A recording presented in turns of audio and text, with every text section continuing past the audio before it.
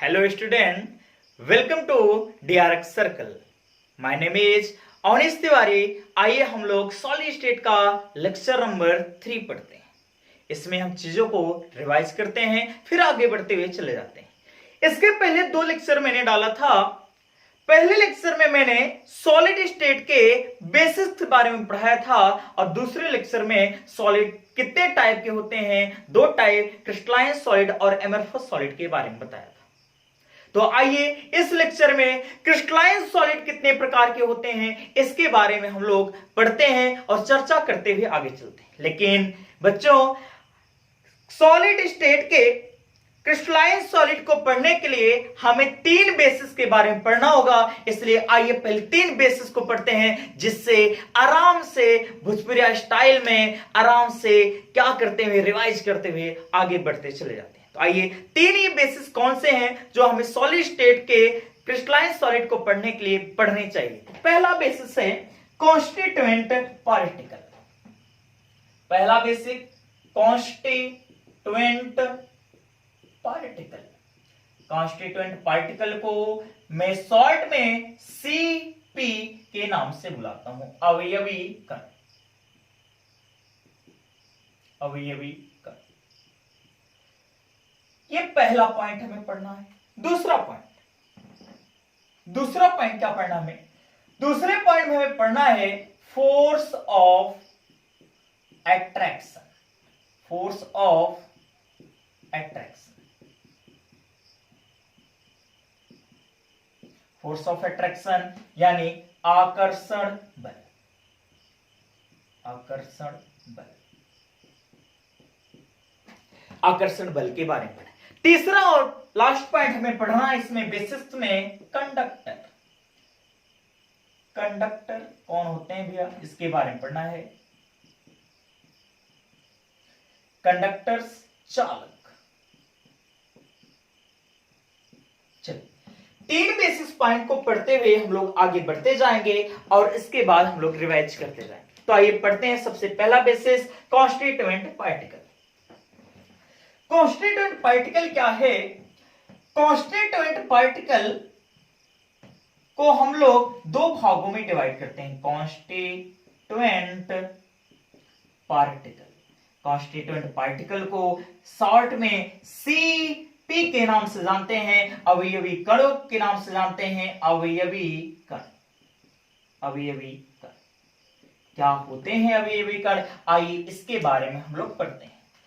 अवयवी कणों को 2 भागों में डिवाइड किया गया है, बांटा गया है। अवयवी कण में पहले को हम लोग बोलते हैं एटम और दूसरा अवयवी कण पाया जाता है कंपाउंड। कंपाउंड,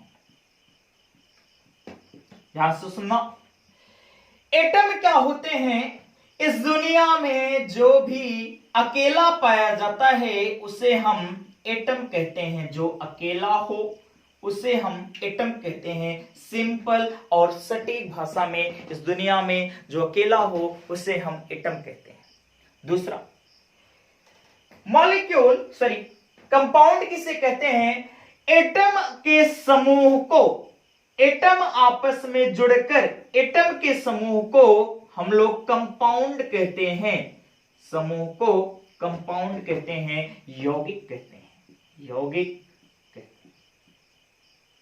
आइए इसको हम लोग डिटेल्स में पढ़ते हैं, आगे पढ़ते हुए आगे चलते हैं। एटम जो अकेला हो, जैसे hydrogen, oxygen, nitrogen, carbon, fluorine, chlorine, bromine, sodium, potassium, magnesium, calcium, ये सब क्या होते हैं? एटम होते हैं। आइए मैंने एटम का सिंबॉलिक रिप्रेजेंटेशन लिख दिया। सिंबॉलिक रिप्रेजेंटेशन में 1 लेटर भी हो सकता है, 2 लेटर भी हो सकता है। पहला लेटर कैपिटल होता है, दूसरा लेटर स्मॉल होता है। उसके बाद अब ये ना पूछना कि कोई बच्चा ये पूछे सर इसमें सी का मतलब तो कार्बन होता है, यल का मतलब बताइए क्या होता है? अबे यार, यल का मतलब कुछ नहीं है। यहां पर सी और यल को ही हम लोग क्या बोलते हैं? क्लोरीन रानी यानी राजकुमारी कल्लो कहते हैं। ये क्लोरीन पाई जाती है। यहां पे सी अकेला है, इसका मतलब है इसे हम लोग कार्बन कहते हैं और शॉर्ट में हम लोग इसे प्यार से इसका नाम रखते हैं करीना। उसके बाद ये नाइट्रोजन पाया जाता है जिसे प्यार से हम लोग नाना पाटेकर कहते हैं। ये ऑक्सीजन पाया जाता है जिसे हम लोग प्यार से और इस दुनिया का सबसे बड़ा धोखेबाज ओमपुरी कहते हैं। और यहां पे हमारे भैया पड़े हैं ऋतिक रोशन। अब उसके बाद ये जो एटम होते हैं हमेशा अकेले पाए जाते हैं। कंपाउंड क्या होते हैं? एटम के समूह को क्या कहते हैं? कंपाउंड कहते हैं। ये कंपाउंड आपके क्या क्या हो सकते हैं? एग्जाम्पल के तौर पे आइए हम लोग इसको देख लेते हैं। जैसे मान लीजिए कार्बन और ऑक्सीजन मिलकर क्या बना दिया? Carbon dioxide. यह क्या है? कंपाउंड है। सल्फर और ऑक्सीजन मिलकर क्या बना दिया? Sulphur dioxide. उसके बाद यहां पर H2O ये क्या है? कंपाउंड। H2SO4 ये क्या है? कंपाउंड। NaCl ये क्या है? कंपाउंड। HCl ये क्या है? कंपाउंड। इसका मतलब कि एटम आपस में जुड़ जुड़कर कंपाउंड का निर्माण करते हैं और एटम के जुड़ने से कंपाउंड का निर्माण होता है। सर एक बात याद रखना, ये जो कंपाउंड होते हैं ना, ये दो प्रकार के होते हैं।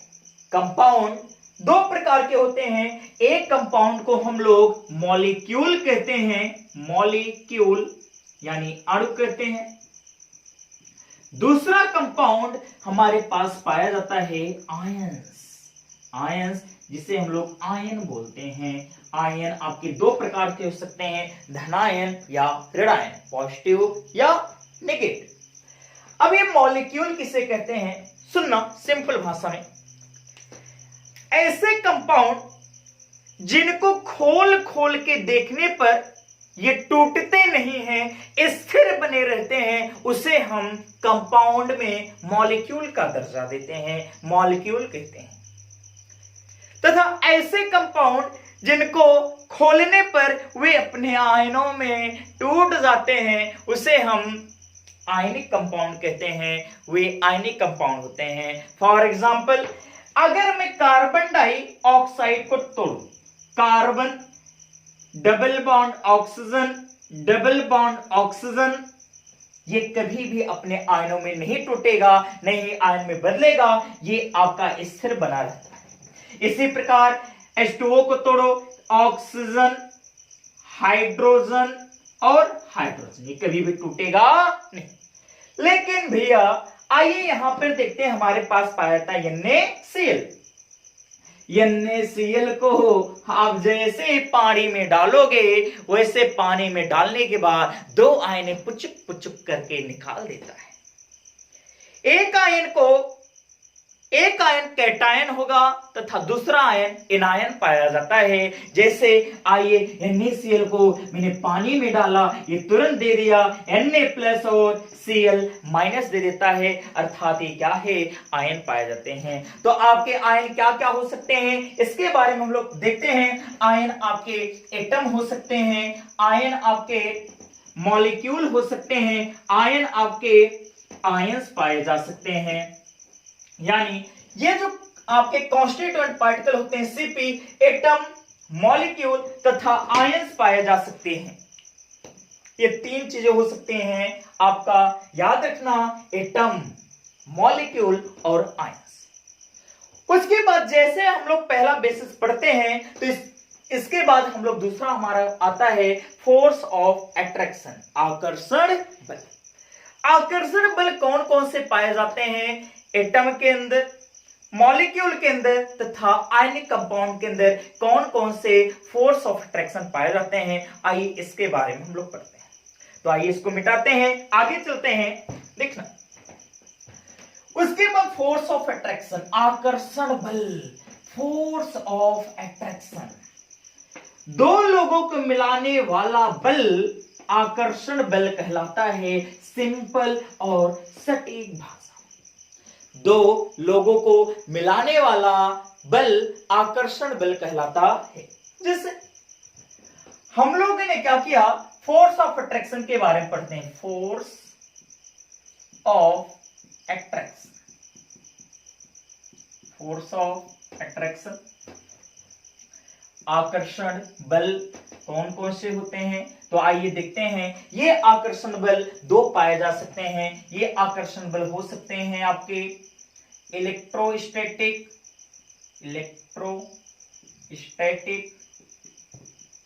फोर्स, और दूसरे हो सकते हैं कोवैलेंट बॉन्ड,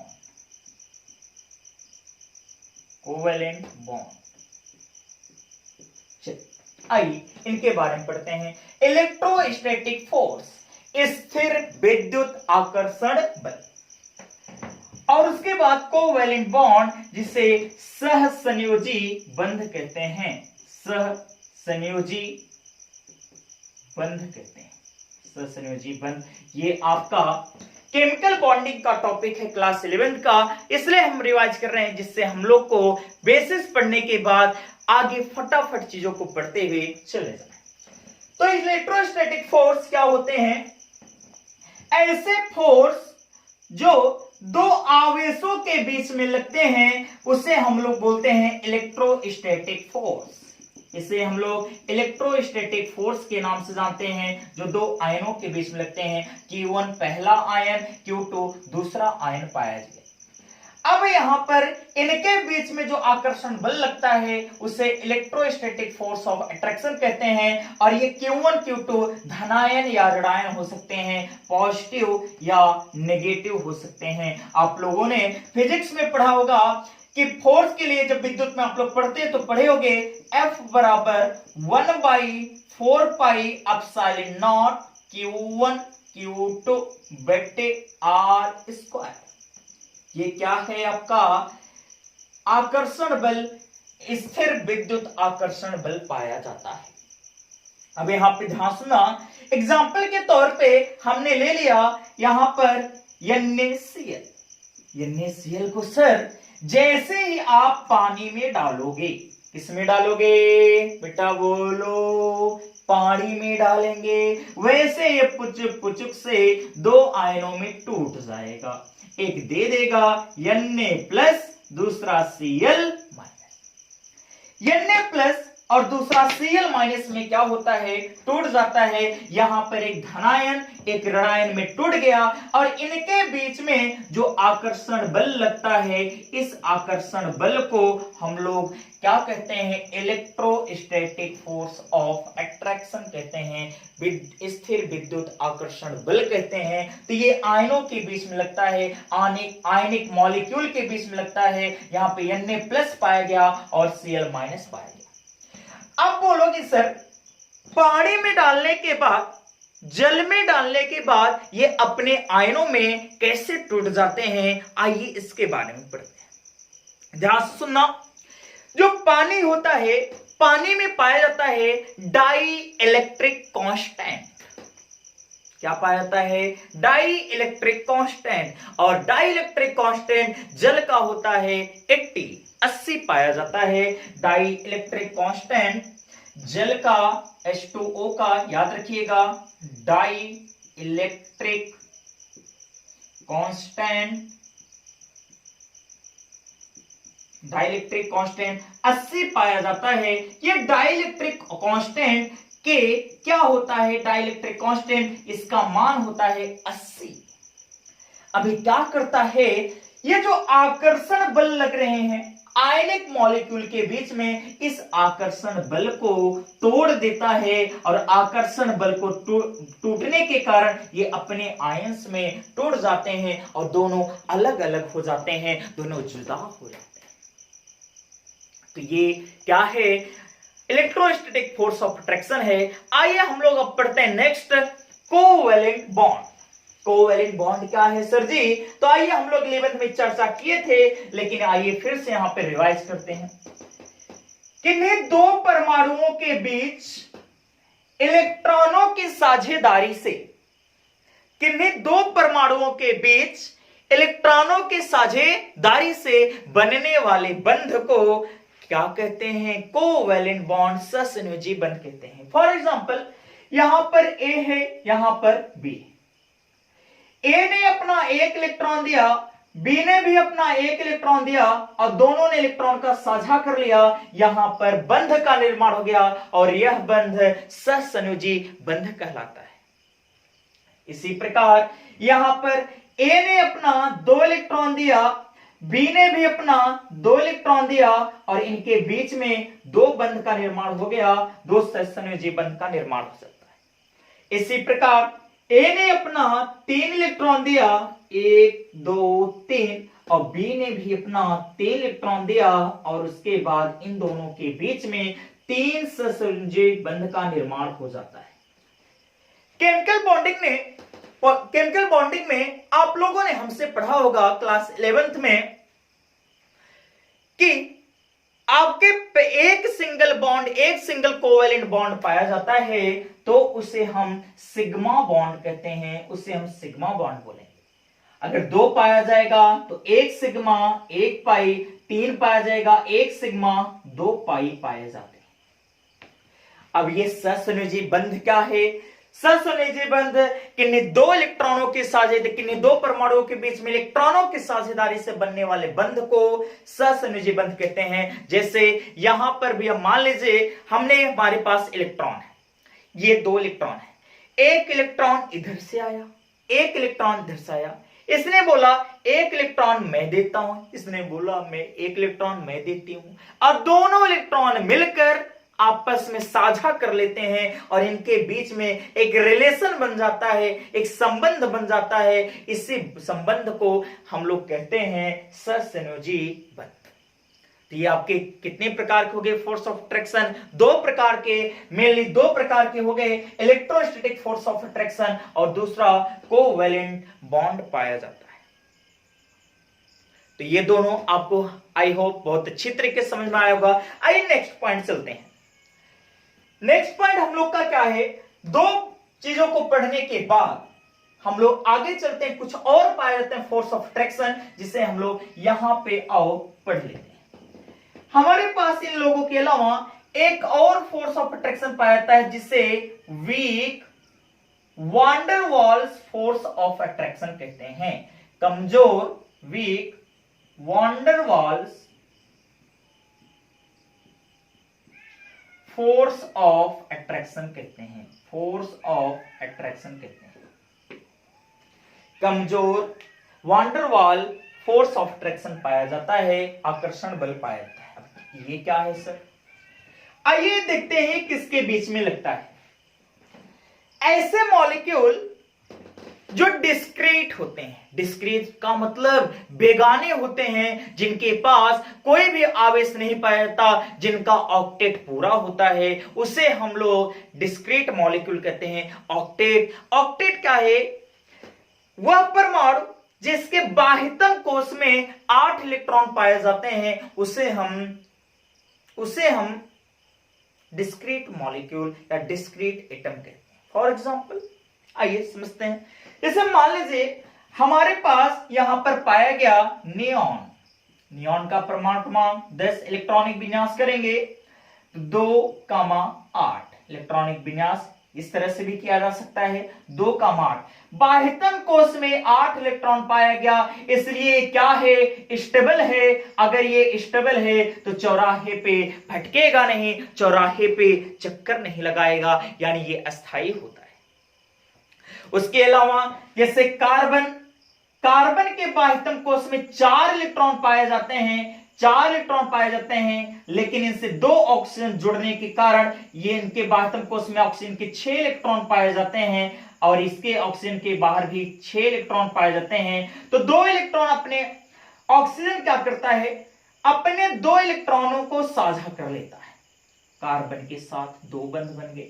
इधर भी ऑक्सीजन कार्बन के 2 इलेक्ट्रॉनों के साथ साझा कर लिए, दो बंध बन गए और इससे एक मॉलिक्यूल CO2 का निर्माण हो जाता है, जिसमें सभी तत्वों का, सभी परमाणुओं का ऑक्टेट यानी अष्टक पूरा होता है। उनके बाह्यतम कोश में 8 इलेक्ट्रॉन पाए जाते हैं। अगर बाह्यतम कोश में 8 इलेक्ट्रॉन पाया जाएगा तो ये बहुत ही ज्यादा स्टेबल होगा और कहीं पर भटकता नहीं है, हमेशा अपना अस्थायी बना रहता है, किसी से क्रिया नहीं करता है।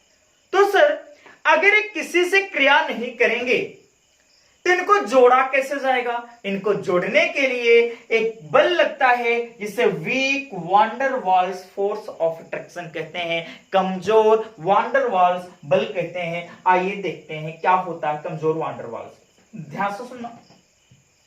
जैसे यहां पर H2O पाया गया एक मॉलिक्यूल, फिर H2O पाया गया दूसरा मॉलिक्यूल, फिर H2O पाया गया तीसरा मॉलिक्यूल। इन मॉलिक्यूल को एक दूसरे मॉलिक्यूल से कोई लेना देना नहीं है, क्योंकि इनके अष्टक क्या हैं? पूरे हैं, और इनके अष्टक पूरे हैं, इसलिए इनको किसी से लेना देना नहीं है। होता क्या है, जब इनका अष्टक पूरा होता है तो अब क्या होता है, इनके बीच में एक आकर्षण बल लगता है जिसे हम लोग वीक वांडर वाल्स बल कहते हैं, सॉरी कमजोर वांडर वाल्स बल के नाम से जाना जाता है। फिर ये भी जल के कण एक दूसरे से जुड़े होंगे और ये कमजोर वांडर वाल्स बल के कारण होता है। आप लोग को पता होगा, आप लोग ग्लास ले लो और ग्लास में पानी भर लो और उंगली को डिप करो, आपके उंगली से जो बूंद का पानी होगा गिरने में बहुत ज्यादा समय लगेगा। क्यों? क्योंकि उस गिरेगा जरूर लेकिन गिरने में समय लगाएगा, क्योंकि वो जो उसके कण होंगे जल के दूसरे कण से वीक वांडर वाल बल के कारण जुड़े होते हैं, इसलिए अलग होना नहीं चाहते। अलग हो सकते हैं, थोड़ा सा भी बल लगाने पे ये अलग हो सकते हैं। जिससे आप लोग पानी लेने पे हाथ पानी में डालो, उससे झटक दो, देखो आपका वांडर वाल्स बल टूट जाता है और जल के कण अलग हो जाते हैं। तो इसी प्रकार ये जो बल होता है बहुत ज्यादा कमजोर पाया जाता है। यह उन परमाणुओं, उन अणुओं के बीच में पाया जाएगा जिसका अष्टक पूरा होता है, एक दूसरे से कोई मतलब नहीं होता है। तो ये आपके वांडर वाल्स बल पाए जाते हैं।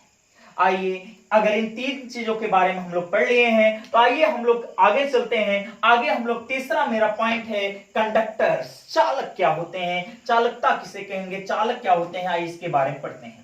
तो आइए देखते हैं। याद रखना, जल का डाइलेक्ट्रिक कांस्टेंट 80 होता है। डाइलेक्ट्रिक कांस्टेंट वह कांस्टेंट है जो आयनों के बीच में लगकर उनके आयंस को अलग कर देता है, उसे हम लोग डाइलेक्ट्रिक कांस्टेंट कहते हैं, यानी आकर्षण बल को कम कर देता है। ये तीसरा पॉइंट हम लोग पढ़ते हैं जिसे हम लोग कंडक्टर कहते हैं। कंडक्टर सुनना सर, इस दुनिया में कंडक्टर होने के लिए किसी भी एटम, मॉलिक्यूल और आयंस के पास दो चीजें पाई जानी चाहिए। अगर दो में से एक भी चीज उपस्थित है वह कंडक्टर होगा। कंडक्टर क्या है? Flow of current. Flow of current, जिसमें धारा प्रवाहित होती है उसे हम कंडक्टर कहते हैं। कंडक्टर होने के लिए दो चीजों की आवश्यकता होती है। करंट फ्लो होने के लिए दो चीजों की आवश्यकता होगी, या तो उसमें फ्री इलेक्ट्रॉन पाए जाने चाहिए या तो उसमें फ्री आयंस पाए जाने चाहिए। सर याद रखना, आयंस इस दुनिया में केवल दो ही प्रकार के होते हैं, पॉजिटिव और नेगेटिव। तो किसी भी धातु, अधातु, परमाणु, आयन तथा मॉलिक्यूल में कंडक्टर होने के लिए दो ही कंडीशन है, आप लोग याद रखना, या तो उसके अंदर फ्री इलेक्ट्रॉन होना चाहिए या तो उसके अंदर फ्री आयंस पाए जाने चाहिए। अगर किसी के अंदर फ्री इलेक्ट्रॉन या फ्री आयंस पाए जाएंगे तो वह कंडक्टर होता है, लेकिन जिसके अंदर फ्री आयंस, फ्री इलेक्ट्रॉन नहीं पाए जाते हैं वे कंडक्टर नहीं होते हैं, विद्युत धारा का प्रवाह नहीं करते हैं, वो इंसुलेटर होते हैं, कुचालक होते हैं। तो एक कंडक्टर के बारे में हो गया। तो कंडक्टर होने के लिए दो चीजों की आवश्यकता पड़ेगी, एक आपका क्या, फ्री इलेक्ट्रॉन, दूसरा फ्री आयंस की आवश्यकता पड़ती है। जैसे हम लोग तीन चीजें पढ़ लेते हैं, कॉन्स्टिट्यूएंट पार्टिकल तीन प्रकार के, एटम, मॉलिक्यूल और आयंस। उसी प्रकार आपने पढ़ा फोर्स ऑफ अट्रैक्शन कितने प्रकार के? दो मुख्यतः होते हैं। एक इलेक्ट्रोस्टैटिक फोर्स ऑफ अट्रैक्शन जो आयनों के बीच में लगते हैं, दूसरा कोवेलेंट जो आपके डिस्क्रीट मॉलिक्यूल जो आपके इलेक्ट्रॉनों की शेयरिंग से लगते हैं, उससे हम लोग क्या बोलते हैं? कोवेलेंट बोलते हैं। तीसरा मैंने आपको पढ़ाया वीक वांडरवाल्स फोर्स उनके बीच में लगता है जिनका अष्टक पूरा होता है, एक दूसरे से मतलब नहीं होता है, बेगाने होते हैं, लेकिन उनके बीच में संबंध बनाने के लिए एक आकर्षण बल लगता है जिसे वीक वांडरवाल्स बल कहते हैं। तो आइए इतना जैसे हम लोग पढ़ते हैं, इसके आगे चलते हैं। अब हम लोग पढ़ेंगे क्रिस्टलाइन सॉलिड, कॉन्स्टिट्यूएंट पार्टिकल तथा आकर्षण बल के आधार पर 4 प्रकार के होते हैं। कितने प्रकार के होते हैं? 4 प्रकार के होते हैं। आइए इसके बारे में हम लोग पढ़ते हैं। मैंने बोला कॉन्स्टिट्यूएंट पार्टिकल मॉलिक्यूल होगा, एटम होगा या आयन होगा, इसके आधार पर या आपके कौन सा आकर्षण बल पाया जाएगा, इसके आधार पे क्रिस्टलाइन सॉलिड को 4 भागों में बांटा गया है। आइए इसको हम लोग पढ़ते हैं। क्रिस्टलाइन सॉलिड को कितने भागों में बांटा गया है? तो क्रिस्टलाइन सॉलिड जिसे हम क्रिस्टलीय ठोस कहते हैं, क्रिस्टलीय ठोस को क्रिस्टलाइन सॉलिड,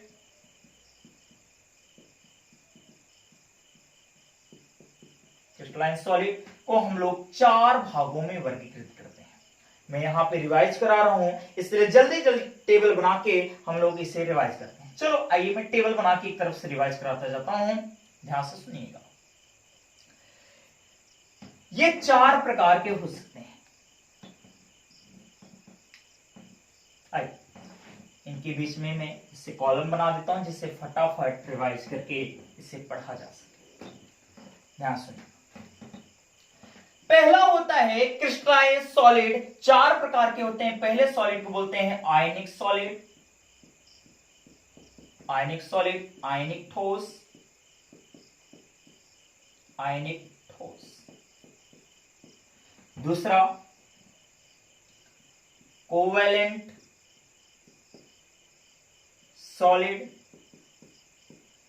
जिसे हम लोग सह संयोजी ठोस कहते हैं। इसके कुछ और नाम होते हैं, इसके बारे में हम लोग पढ़ेंगे, सहसंयोजी ठोस कहते हैं। तीसरा हमारे पास पाया जाता है मॉलिक्यूलर सॉलिड, आणविक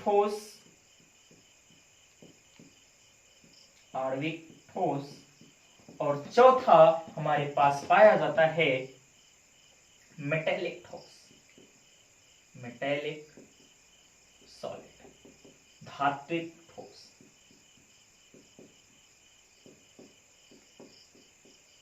आइए इन सब के बारे में हम लोग डिटेल्स में पढ़ते हैं और पढ़ते हुए समझते हुए आगे चलते हैं। ध्यान से सुनिए। तो ये आपके सॉलिड क्रिस्टलाइन सॉलिड को 4 भागों में बांटा गया है, किसमें आप लोग याद रखिएगा, आयनिक ठोस, सहसंयोजी ठोस, आणविक ठोस और चौथा धात्विक ठोस में बांटा गया है। ये 4 भागों में इनको बांटा गया है। तो आइए हम लोग पढ़ते हैं कि ये 4 भाग में कैसे क्यों बांटा गया है। मैंने आपको पहले बताया कॉन्स्टिट्यूएंट पार्टिकल अवयवी कण के आधार पे तथा फोर्स ऑफ अट्रैक्शन आकर्षण बल के आधार पर इसे हम लोग 4 भागों में बांटते हैं। 4 भागों में बांटा गया आयनिक ठोस। सुनना, मैंने आपको 3 बेसिक्स बताए थे। कॉन्स्टिट्यूएंट पार्टिकल 3 प्रकार के होते हैं, एटम, मॉलिक्यूल या आयन। उसके बाद आपका क्या बताया गया है, फोर्स ऑफ अट्रैक्शन 3 पर याद रखना, इलेक्ट्रोस्टैटिक फोर्स ऑफ अट्रैक्शन जो आयनों के बीच में लगते हैं, और दूसरा कोवेलेंट बॉन्ड, और तीसरा आपका पाया जाता है वीक वांडरवाल फोर्स। उसके बाद तीसरा हम लोग पढ़े थे कंडक्टर के बारे में। कंडक्टर होने के लिए 2 चीजों की आवश्यकता पड़ती है, या तो फ्री इलेक्ट्रॉन पाए जाने चाहिए या तो फ्री आयंस पाए जाने चाहिए, तभी वह कंडक्टर की तरह कार्य करता है। तो ये समझते हैं आयनिक सॉलिड, ऐसा सॉलिड जिसके अंदर कॉन्स्टिट्यूएंट पार्टिकल समझ गए होंगे, जिसके अंदर कॉन्स्टिट्यूएंट पार्टिकल आयंस पाए जाते हैं। ये आयंस धनायन या ऋणायन हो सकते हैं, तो उसे हम लोग आयनिक ठोस कहते हैं। परिभाषा कैसे देंगे? वे ठोस जो आयनों से मिलकर बने होते हैं उसे आयनिक ठोस कहते हैं। पहला पॉइंट खत्म। आइए इसी प्रकार अगला देखते हैं। आयंस पाए जाते हैं, आप लोग को पता है आयनों के बीच में, धनायन और ऋणायन के बीच में आकर्षण बल लगता है, जिसे हम लोग कहते हैं इलेक्ट्रोस्टैटिक फोर्स ऑफ अट्रैक्शन। बेटा बोलो कौन सा? इलेक्ट्रोस्टैटिक फोर्स ऑफ अट्रैक्शन पाया जाता है। इलेक्ट्रोस्टैटिक फोर्स ऑफ अट्रैक्शन, इसमें शॉर्ट में ऐसे लिख देता हूं, इलेक्ट्रोस्टैटिक फोर्स ऑफ अट्रैक्शन, स्थिर विद्युत आकर्षण बल पाया जाता है।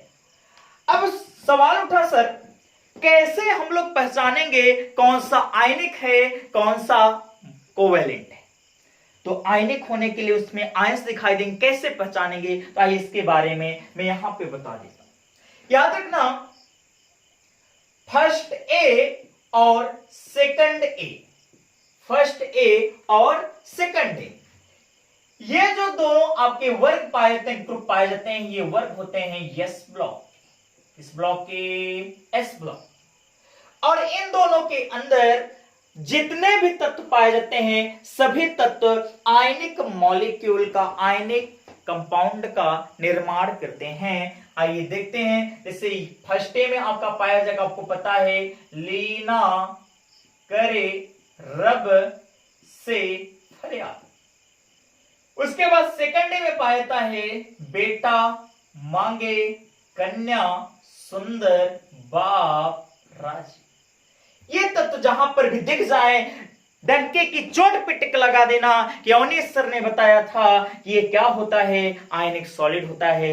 तो फर्स्ट डे और सेकंड डे यस ब्लॉक के जहां पर भी तत्व पाए जाते हैं, वे हमेशा आयनिक कंपाउंड का निर्माण करते हैं, आयनिक ठोस का निर्माण करते हैं। ये लीना करे रब से फरियाद फर्स्ट डे के, बेटा मांगे कन्या सुंदर सेकंड डे के तत्व हमेशा आयनिक मॉलिक्यूल का निर्माण करते हैं। जैसे NaCl जैसे ही इसको पानी में डालोगे वैसे दो भागों में टूट जाएगा, Na प्लस और Cl माइनस टूट जाता है। इसका मतलब ये क्या है? आयनिक कंपाउंड है, आयनिक ठोस है, आयनिक सॉलिड है। अब ध्यान सुनना, दो पॉइंट हो गए। तीसरे पॉइंट की तरफ चलते हैं। तो तीसरा पॉइंट क्या होता है? इनके बीच विद्युत आकर्षण बल लगता है, इलेक्ट्रोस्टैटिक फोर्स ऑफ अट्रैक्शन लगता है, इसलिए इनके कण बहुत पास होते हैं। इसीलिए बहुत अधिक आकर्षण बल पाए जाने के कारण ये हार्ड होते हैं, बहुत ही कठोर होते हैं। ये क्या होते हैं बोलो भैया? हार्ड होते हैं, कठोर पाए जाते हैं, कठोर होते हैं। साथ में ये ब्रिटिल होते हैं। अब ब्रिटिल का अर्थ का मतलब क्या है? ध्यान से सुनना। ऐसी वस्तुएं जिस पर हथौड़ा मारने पर टूट जाते हैं, बिखर जाते हैं, उसे हम लोग ब्रिटिल कहते हैं, भंगुर कहते हैं। ये टूट जाते हैं, बिखर जाते हैं। आप लोग को पता होगा, पहले हम लोग के घरों में नमक के बड़े बड़े गोले आते थे, जिसे मम्मी लोग कूट कर पीस कर उससे नमक में बदल देते हैं। लेकिन आजकल हमारे घरों में पिसा हुआ नमक आता है, टाटा सॉल्ट। मोदी वाला नहीं बे, टाटा सॉल्ट। अभी टाटा सॉल्ट पाया गया, पिसा हुआ था। लेकिन पहले आपका जो भी नमक आता था, ये बड़े बड़े गोले के रूप में आता था। इस पर जैसे हथौड़ा मारते थे वैसे टूट जाता था, बिखर जाता था। इसीलिए इसे क्या बोलते हैं? ब्रिटिल बोलते हैं। तो 3 पॉइंट होंगे। चौथा पॉइंट, आयनिक जो सॉलिड होते हैं, आयनिक सॉलिड ठोस अवस्था में, सॉलिड स्टेट में ये विद्युत के कुचालक होते हैं, इंसुलेटर होते हैं, कुचालक होते हैं। लेकिन इनको जैसे ही एक्वस फेज में डालो, किस फेज में? एक्वस। अब बोलोगे सर जी ये क्या है एक्वस फेज? एक्वस फेज जलीय अवस्था। जैसे नमक को पानी में डालोगे वैसे ही अपने आयनों में टूट जाएगा। जैसे आयनों में टूट जाएगा वैसे Na+Cl- दे देगा, फ्री आयंस पाए जाएंगे और फ्री आयंस पाए जाने के कारण इसमें विद्युत धारा का प्रवाह होने लगेगा। इसके अलावा जैसे इसको मोल्टेन करेंगे, मोल्टेन का मतलब क्या है बोलो, पिघला देना। नमक को जैसे पिघला देंगे वैसे ही ये क्या करेगा, अपने आयनों में टूट जाएगा और विद्युत धारा का प्रवाह करने लगता है। तो आपका आयनिक सॉलिड एक्वस फेज तथा मोल्टेन फेज में जलीय अवस्था तथा गलित अवस्था में विद्युत के सुचालक होते हैं, गुड कंडक्टर होते हैं, अच्छे सुचालक होते हैं, कंडक्टर होते हैं। उसके बाद ध्यान से सुन लिए, ये जो आपके चौथा पॉइंट के बाद पांचवा पॉइंट, ये जो आयनिक ठोस होते हैं, आयनिक ठोस का मेल्टिंग पॉइंट बहुत ही हाई होता है, मेल्टिंग पॉइंट बहुत ज्यादा। नमक को अगर पिघलाना होगा तो आपको मैक्सिमम और मिनिमम आपको 800 डिग्री सेल्सियस के एबव देना पड़ेगा, तब जाकर नमक क्या होती है, पिघलती है। इसका मतलब इसका मेल्टिंग पॉइंट ज्यादा होता है, इसका मेल्टिंग पॉइंट क्या होगा, ज्यादा, मेल्टिंग पॉइंट ज्यादा है। ध्यान सुन, ये आपके क्या होते हैं, आयनिक ठोस। एग्जाम्पल के तौर पे फर्स्ट ए और सेकंड ए के मॉलिक्यूल, जितने भी फर्स्ट ए और सेकंड ए के मॉलिक्यूल होते हैं सब आयनिक ठोस होते हैं, जैसे NaCl, KCl, MgCl2, CaCl2, ये सब क्या होते हैं, आयनिक ठोस होते हैं। आइए आयनिक ठोस के बाद हम लोग पढ़ते हैं कोवैलेंट सॉलिड। कोवैलेंट सॉलिड क्या होते हैं सर, आइए इसके बारे में देखते हैं। नाम से ही स्पष्ट हो रहा है कि जिसके बीच में कोवैलेंट बॉन्ड पाया जाता है उसे हम कोवैलेंट सॉलिड कहते हैं।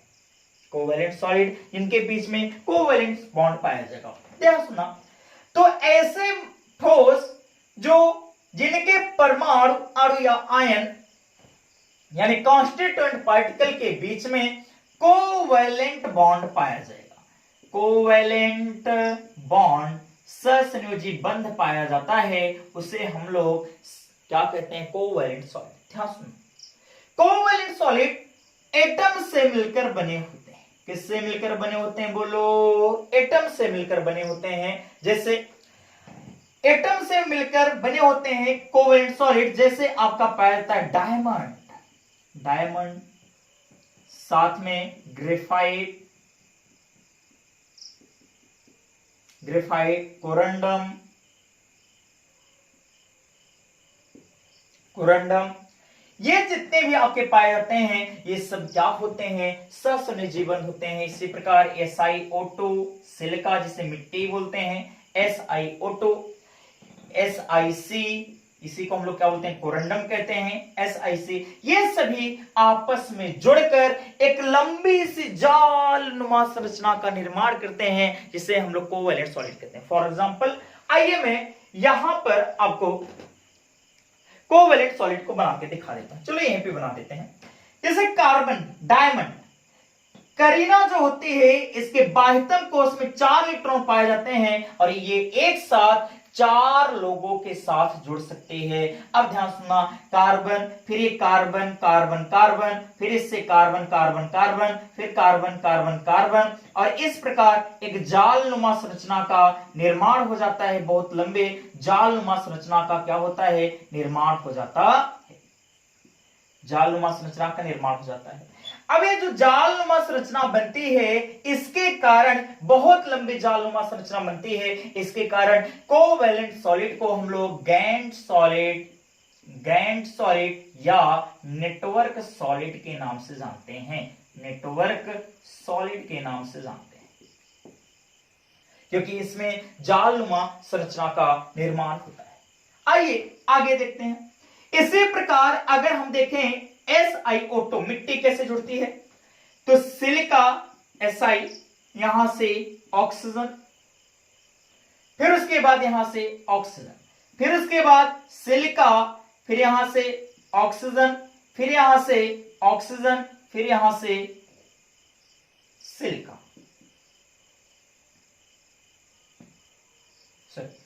अब ध्यान सुनना, एक सिलिका कितने ऑक्सीजन जुड़ा है, 2 ऑक्सीजन जुड़ता है। अब उसके बाद 2 ऑक्सीजन SiO2। अब इसके बाद ये इसी प्रकार संरचना का निर्माण करते चले जाते हैं। ये सिलिका भी कितना बंध बनाती है, 4 बंध बनाती है। यहां पर भी ऑक्सीजन, फिर उसके बाद यहां पर ऑक्सीजन पाया जाएगा। यहां पर ये आपस में क्या होते हैं, जुड़े रहते हैं। उसके बाद ध्यान सुनना, SiC corundum, silica silica carbon, silica carbon, फिर यहां से भी क्या जुड़ा होगा, कार्बन कार्बन कार्बन, फिर यहां से सिलिका सिलिका सिलिका आपस में जुड़े होते हैं। आप बताइए इनके बीच में कौन सा बॉन्ड पाया जाता है, इनके बीच में पाया जाता है कोवैलेंट बॉन्ड। दुनिया का सबसे मजबूत बॉन्ड कोवैलेंट बॉन्ड पाया जाता है, जो इलेक्ट्रॉनों की साझेदारी से बनता है। इसीलिए इलेक्ट्रॉनों की साझेदारी से कोवैलेंट बॉन्ड बनता है, इसलिए इनके बीच में जो आकर्षण बल होता है बहुत ज्यादा होता है, इसलिए बहुत ही कठोर होते हैं। तो दूसरा पॉइंट, इनके बीच में कोवैलेंट बॉन्ड पाया जाएगा, एटम से मिलकर बने होंगे, और ये क्या होते हैं, बहुत ही कठोर होते हैं। इतने कठोर पाए जाते हैं, इनसे धातुएं, कांच को काटा जाता है डायमंड से, ये बहुत ही कठोर पाए जाते हैं। उसके साथ साथ इनका मेल्टिंग पॉइंट बहुत ही ज्यादा होता है, और इसमें फ्री इलेक्ट्रॉन न पाए जाने के कारण ये इंसुलेटर होते हैं। ये आपके क्या होते हैं, इंसुलेटर पाए जाते हैं, कुचालक होते हैं, एक्सेप्ट ग्रेफाइट, ग्रेफाइट को छोड़कर। अरे बे यार, ग्रेफाइट को छोड़कर पेंसिल में जो ब्लैक ब्लैक जिससे रगड़ रगड़ के लिखते हो ना, वो क्या है, ग्रेफाइट। उसको जैसे प्लग में लगा के जैसे स्विच ऑन करोगे, लाइट मार देगा। क्या करेगा, लाइट मार देगा, और आपको धारा का प्रवाह के कारण आपको बिजली का करंट लग जाएगा। क्यों ऐसा क्यों होता है, इसके स्ट्रक्चर के कारण ऐसी प्रक्रिया पाई जाती है। क्या है सर इसका स्ट्रक्चर, आइए देखते हैं। मैं यहां पे दिखा देता हूं। यहां पर इसका स्ट्रक्चर होता है हेक्सागोनल, इसका स्ट्रक्चर हेक्सागोनल पाया जाता है, खटकोड़ी पाया जाता है। और इसका स्ट्रक्चर खटकोड़ी होने के कारण इसमें प्रत्येक कार्बन 3 कार्बन से ही जुड़ पाता है, और इसका एक बंध खाली हो जाता है, जिसके कारण इसका एक इलेक्ट्रॉन फ्री रहता है। ध्यान से देखना, मैं यहां पे दिखा रहा हूं। यहां पर ये कार्बन है, कार्बन कितना बॉन्ड बनाया है, 3, एक इधर एक इधर एक इधर। लेकिन इसके बाह्यतम कोश में कितने इलेक्ट्रॉन पाए जाते हैं, 4, इसलिए इसका एक इलेक्ट्रॉन शेष बचा रहता है। और यही इलेक्ट्रॉन सब जगह का इलेक्ट्रॉन शेष बचा रहेगा, जो आपका चक्कर लगाता रहता है, टहलता रहता है, फ्री पाया जाता है। इसलिए ग्रेफाइट में विद्युत चालकता होती है। यह आपके सुचालक होते हैं, लेकिन अन्य सभी क्या होते हैं, कुचालक होते हैं। ये विद्युत का चालन नहीं करते हैं। आइए, उसके बाद ये इंसुलेटर हो गए। इसका melting point very very high, बहुत ज्यादा होता है, 4000 से 5000 डिग्री सेल्सियस तक इनका मेल्टिंग पॉइंट पाया जाता है। अब इसके एग्जांपल मैंने आपको पहले दे दिया, diamond, graphite, SiO2, SiC, corundum, ये सब क्या होते हैं, कोवैलेंट बॉन्ड से जुड़े होते हैं, इसलिए क्या होते हैं, कोवैलेंट सॉलिड होते हैं। नेटवर्क लाइक स्ट्रक्चर बनाते हैं, इसलिए इसे क्या होते हैं, नेटवर्क सॉलिड या गेंट सॉलिड के राक्षस की तरह दिखते हैं, बहुत बड़ा पाया जाता है, इसलिए इसे गेंट सॉलिड भी कहते हैं। अगला पॉइंट, ये जो सॉलिड होते हैं कोवैलेंट सॉलिड, ये सॉलिड के अंदर जितने भी आपके पाए जाते हैं सब इंसुलेटर होते हैं, लेकिन ग्रेफाइट क्या होता है, आपका विद्युत का सुचालक होता है। और कोवैलेंट का मेल्टिंग पॉइंट बहुत ज्यादा होता है, इसके बारे में हम लोग पढ़ लिए, बहुत हार्ड होता है। आइए अगला पढ़ते हैं, मॉलिक्यूलर सॉलिड। आ गया मॉलिक्यूलर, नाम से ही स्पष्ट है ये किससे मिलकर बना होगा। आप लोग बोलना, बे बिल्कुल नहीं बोलूंगी। ये मिलकर बना होता है किससे, मॉलिक्यूल से। और गुरुजी आपने बताया था जो मॉलिक्यूल से मिलकर बना है उसके बीच में क्या पाया जाएगा, वीक वांडर वाल्स फोर्स पाया जाता है, क्योंकि इनका अष्टक पूरा होता है, इसलिए कमजोर वांडर वाल्स बल पाया जाता है। तो पहला पॉइंट, ये अणुओं से मिलकर बने होते हैं तथा इनके बीच में कमजोर वान डेर वाल्स बल पाया जाता है, इसलिए इसे मॉलिक्यूलर सॉलिड कहते हैं। अब ध्यान से सुनना, अगर इनका अष्टक पूरा होगा तो क्या फ्री इलेक्ट्रॉन होंगे? नहीं, फ्री इलेक्ट्रॉन नहीं होंगे तो विद्युत के सुचालक या कुचालक? कुचालक होते हैं, विद्युत के कुचालक होते हैं इसका। और ये क्या होते हैं? ये विद्युत के कुचालक एग्जाम्पल के तौर पे H2O, ये क्या है? विद्युत का कुचालक। बोलोगे सर जल में तो विद्युत धारा प्रवाहित होती है? नहीं, प्योर जल में विद्युत धारा प्रवाहित नहीं होती। अशुद्ध जल में, जो दूषित जल होता है, उसमें आयंस पाए जाते हैं जिसके कारण विद्युत धारा प्रवाहित होती है। ये H2O, और ये क्या होते हैं? इनका मेल्टिंग पॉइंट बहुत कम पाया जाता है, इनका मेल्टिंग पॉइंट बहुत कम होता है। ये आपके मॉलिक्यूलर सॉलिड पाए जाते हैं H2O। इसके बाद आपके और जितने भी लिक्विड होते हैं उससे भी क्या होते हैं? मॉलिक्यूलर सॉलिड होते हैं। अब इसके बाद हम लोग पढ़ते हैं धात्विक ठोस, मेटेलिक सॉलिड। मेटेलिक सॉलिड क्या है? आइए इसके बारे में समझते हैं। ध्यान सुनो, वे ठोस जो एटम से मिलकर बने होते हैं, खासकर कौन से एटम से? मेटल से मिलकर बने होते हैं, उसे हम लोग धात्विक ठोस कहते हैं। अब क्या होगा सर? जैसे मान लो मैंने लोहे का टुकड़ा ले लिया, इसके बीच में सब जगह Fe के मॉलिक्यूल, Fe के मॉलिक्यूल, Fe के मॉलिक्यूल, कौन सा आकर्षण बल पाया जाएगा इसको देखते हैं। फिर Fe के मॉलिक्यूल, फिर Fe के मॉलिक्यूल, फिर Fe के मॉलिक्यूल। जब ये आपस में बहुत ज्यादा पास पास पड़े रहते हैं तो आपके ये एटम अपने अंदर से कुछ से इलेक्ट्रॉन बाहर निकाल देते। इलेक्ट्रॉन बाहर निकालने से इनके ऊपर जो आपके पाए जाते हैं मेटल, इनके ऊपर पॉजिटिव इलेक्ट्रॉन के ऊपर नेगेटिव पॉजिटिव और नेगेटिव पॉजिटिव और नेगेटिव चार्ज आ जाता है। जब एटम यानी मेटल के ऊपर पॉजिटिव चार्ज आता है तो उसे हम लोग बोलते हैं positive charge kernels. Positive charge kernels कहते हैं। क्या कहेंगे?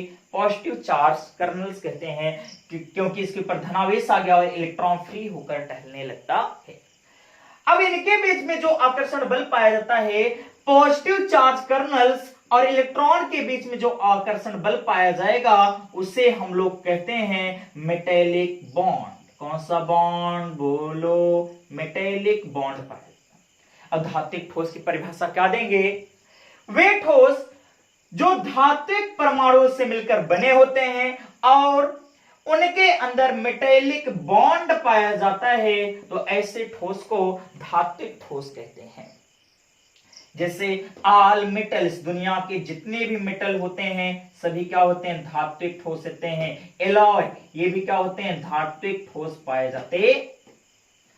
अब ये भी अगला, पॉजिटिव चार्ज कर्नल्स पाए जाने के कारण इलेक्ट्रॉन फ्री हो गए, जिससे आसानी से गति कर सकते हैं, इसलिए क्या होते हैं? कंडक्टर होते हैं। क्या होंगे? कंडक्टर पाए जाते हैं, विद्युत के सुचालक होते हैं। आप लोग देखो, जितने भी तारे होते हैं, एल्युमिनियम का, कॉपर का, सोने का, चांदी का, सब में विद्युत धारा प्रवाहित होती है। कंडक्टर होते हैं सभी धातुओं के अंदर। दूसरा, ये क्या होते हैं? ये जो आपके पाए जाते हैं मेटेलिक सॉलिड, ये आपके इनके अंदर एक गुण पाया जाता है मेलियाबिलिटी। मेलियाबिलिटी, मेलियाबिलिटी का मतलब होता है, मेलियाबिलिटी यानी हथौड़ा मारने पर ये फैल जाते हैं, इनका प्रसार हो जाता है, प्रसार का गुण पाया जाता है, इसीलिए ये आपके हथौड़ा मारने पर फैल जाते हैं। सोना ले लो, पीटते जाओ, वे बहुत पतली होती जाएगी, फैलती चली जाएगी, लेकिन आयनिक ठोस में हथौड़ा मारने पे चूर चूर हो जाता। मेलियाबिलिटी तथा इनमें डक्टाइल का गुण पाया जाता है। डक्टाइल का मतलब तार बनाने का गुण पाया जाता है। खींच कर इससे पतले पतले तार बनाए जा सकते हैं। तन्यता का गुण पाया जाता है, इसे हम लोग बोलते हैं तन्यता का गुण पाया जाता है। मेलियाबिलिटी का मतलब प्रसार का गुण पाया जाता है। इनके ऊपर हथौड़ा मारने पर फैल जाएंगे, खींचकर इनका तार बनाया जा सकता है, विद्युत के सुचालक पाए जाते हैं। और इनका मेल्टिंग पॉइंट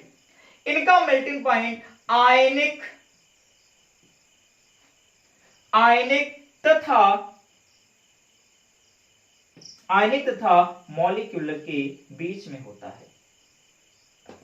इनका मेल्टिंग पॉइंट आयनिक तथा मॉलिक्यूलर के बीच में पाया जाता है।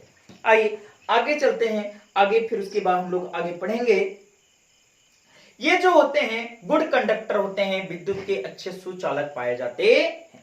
अब ध्यान सुनो, मेटेलिक बॉन्ड पाया जाता है और इनके जो मेल्टिंग पॉइंट होता है किसके किसके बीच होते हैं, आपके आयनिक और मॉलिक्यूलर सॉलिड के बीच में पाए जाते हैं। तो इतना हमारा खत्म हो गया। आपके जो सॉलिड होते हैं क्रिस्टलाइन सॉलिड, 4 प्रकार के होते हैं, आयनिक सॉलिड, कोवेलेंट सॉलिड और मॉलिक्यूलर सॉलिड, और उसके साथ साथ मेटेलिक सॉलिड पाए जाते हैं। आई होप इतना समझ में आया।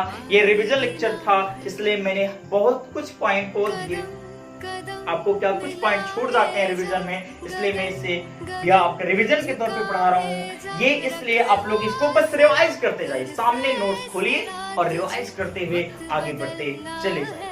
तो आप लोग पढ़ते रहिए, मस्त रहिए और पेपर फाड़ते रहिए और आगे बढ़ते रहिए और एग्जाम में अच्छा लेके आइए, यही मेरी आशाएं हैं। जय